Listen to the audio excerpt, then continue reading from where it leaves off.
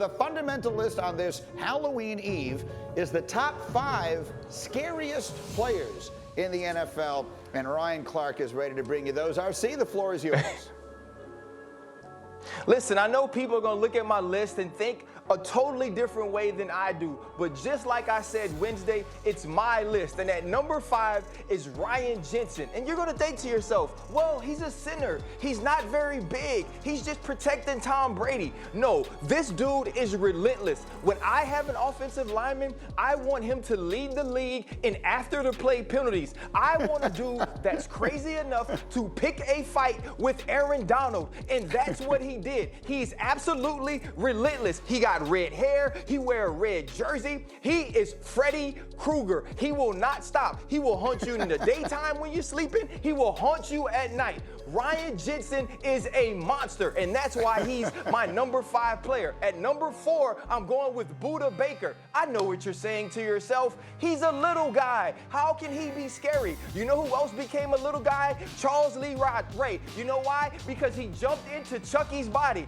Was people scared of Chucky? Hell yeah, they were, because Chucky would come after your tail and was nothing you could do about it. Throw him in the fire, he come back. Try to shoot him, he come back. And that's who Budda Baker is. 14 tackles last game. Oh, and he got caught by DK Metcalf, but we'll talk about him later. This is the dude that hits every single play. No matter how big, no matter how small you are, he is coming. And he is coming with the mindset that it's going to be you or him. And when you're a villain, when you're a horror story, you make sure it's going to be him. And at number 3 is George Kittle. If a dude is one of the top 3 tight ends, pass catching tight ends in the league, and he says, I rather drive a dude under the field goal post on a touchdown run, that means that's a bad dude. That's the type of dude that hides in sewers, and when your little boat goes into the sewer, he opens up his freaking mouth and clamps down on you like Pennywise. That's who George Kittle is. He's gonna kill you in the pass game, but in the run game, he will drive you under the bench. He doesn't want all the pretty stuff. And have you seen his new haircut, Greeny? If a dude got a haircut like that, that means he does not care. And DK Metcalf, I think it's self-explanatory. If you're a cornerback and all you want to do is sit out here, catch interceptions and cover people, when this alien walks up to the line, you have to feel like Sigourney Weaver in 1979. You know why Sigourney Weaver had to jump into that big machine to fight the alien? Because it's not human. DK Metcalf is not human. You're not that big. You're not that fast. You're not that versatile. You can't track a ball that way if you were born on this planet.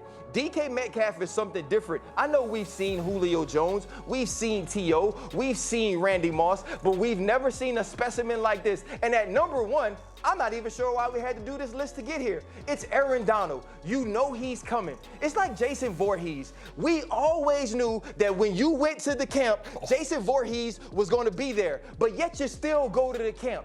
Just like the Miami Dolphins, you know that this week, Jason Voorhees is going to be wearing number 99 for the Los Angeles Rams, but you still going to trot Tua Tagovailoa out there to that camp. And just like all the other people on Friday the 13th that went out there, he's going to stalk him, he's going to walk him down, and when he gets there, it is game over. Aaron Donald, by far, is the scariest man that wears uniforms on Sunday mornings. I'm not talking about pastors, I'm not talking about preachers, I'm not talking about priests. It's Aaron Donald on a Sunday morning is the person you should be looking for. Ryan Clark's 5 scariest players, but Mark Sanchez, I can't help but notice, and I'm sure you can't help but notice, there is one glaring omission, at least from a position group on his list. Hit that snooze button, RC. Nobody's scared of him. Hit the snooze button. Nobody's scared of him. Patrick Mahomes, baby. Nobody's scared you of him. You're scared of Patrick Mahomes. I'm not scared. He's a straight I'm not up scared. baller. I'm not scared. He haunts defensive coordinators' dreams. You know it. RC, there's no quarterback who you would put on the 5 scariest players list? Well, because here's the thing, Greeny. It's about your mindset. It's about your perspective. If you're going to throw a deep ball on me, I can live with that, right? But if you're going to ragdoll me like a little child, that's scary. If I'm going to catch an interception and you're going to hawk me down for 30 yards and you look like Debo and I look like Red running away from you, That's scary. If you're Ryan Jensen and I'm standing by the pile and you're going to jump over the pile and maybe spear me because you don't care about a flag, that's scary.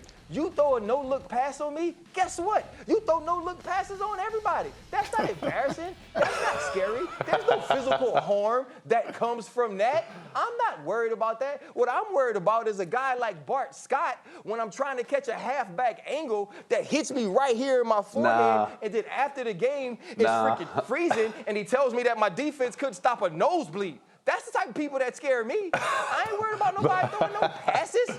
As he said off the very beginning. Bart's a teddy bear. Thank you for watching ESPN on YouTube. For live streaming sports and premium content, subscribe to ESPN+.